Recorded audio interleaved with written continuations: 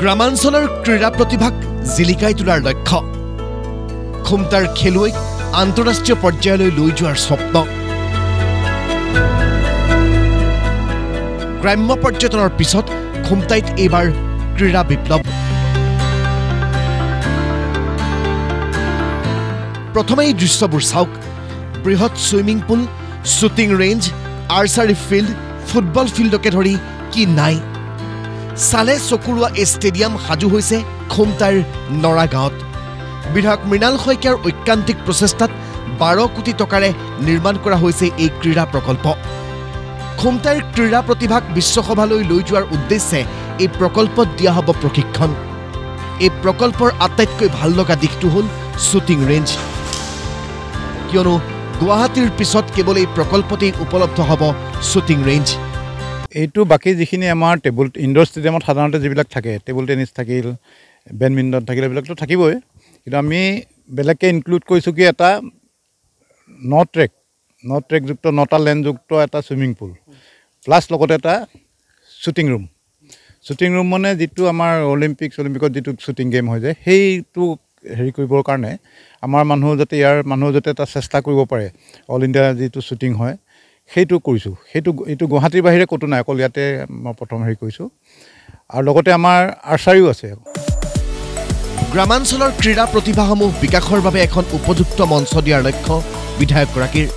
তেওঁৰ আশা এই প্ৰকল্পত প্ৰশিক্ষণ গ্ৰহণ কৰি ৰাষ্ট্ৰীয় আন্তঃৰাষ্ট্ৰীয় পৰ্যায়ত উজ্বলিবলৈ সক্ষম হ'ব বহু খেলুৱৈ সেইকাৰণে এইখিনি আনিছোঁ যে আমাৰ গাঁৱৰ ল'ৰা ছোৱালীবিলাকৰ বহুত হেৰি থাকে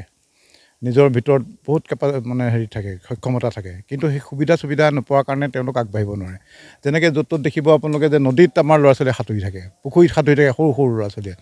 তেওঁলোকক যদি আমি ছুইমিং পুললৈ আনি এই স্কিলটো দেখুৱাই দিওঁ ছিষ্টেমেটিক সাঁতোৰাৰ নিয়মটো হ'লে তেওঁলোকে নিশ্চয় আগলৈ ৰেকৰ্ড ভংগ কৰিবলৈ সক্ষম হ'ব সমষ্টিৰ ছাত্ৰ ছাত্ৰীসকলৰ অভিভাৱকক এইটোৱে জনাম যে যেতিয়া এইটো সম্পূৰ্ণ হৈ উঠিব তেওঁলোকে আহক ইয়াত এডমিশ্যন লওক আৰু বিশেষকৈ ছুইমিং আৰু আৰ্চাৰী এইকেইটাত তেওঁলোকে বেছি আগবাঢ়িবলৈ চেষ্টা ইতিমধ্যে সম্পন্ন হৈছে প্ৰকল্পটোৰ 95% কাম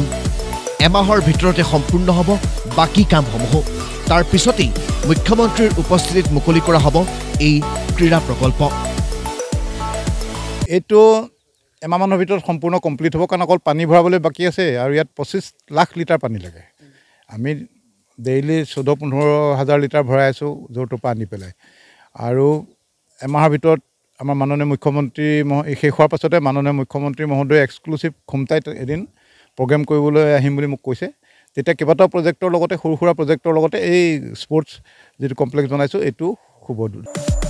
অনাগত দিনত এই প্ৰকল্পত বৃহৎ ক্ৰীড়া মহোৎসৱ অনুষ্ঠিত কৰাৰ পৰিকল্পনা বিধায়ক মৃণাল শইকীয়াৰ একেলগে মই স্পৰ্টছ ফেষ্টিভেল পাতিম একদম ফুটবল ভলীবল চব ছুইমিং আৰ্চাৰী চব একেলগে চলাম বুলি মোৰ কল্পনা এটা আছে স্পৰ্টছ ফেষ্টিভেল বিধায়কগৰাকীৰ এই পদক্ষেপ সঁচাই মহৎ সকলোৰে আশা গ্ৰাম্য পৰ্যটনৰ দৰেই এই প্ৰচেষ্টাও সফল হওক এই প্ৰকল্পই সৃষ্টি কৰক নতুন খেলুৱৈৰ তেওঁলোকে আকৌ এবাৰ বিশ্ব দৰবাৰত জিলিকাই তোলক অসম আৰু অসমীয়াক খুমটাৰ পৰা মৃদুস্মন্ত বৰুৱাৰ ৰিপৰ্ট প্ৰতিদিন টাইম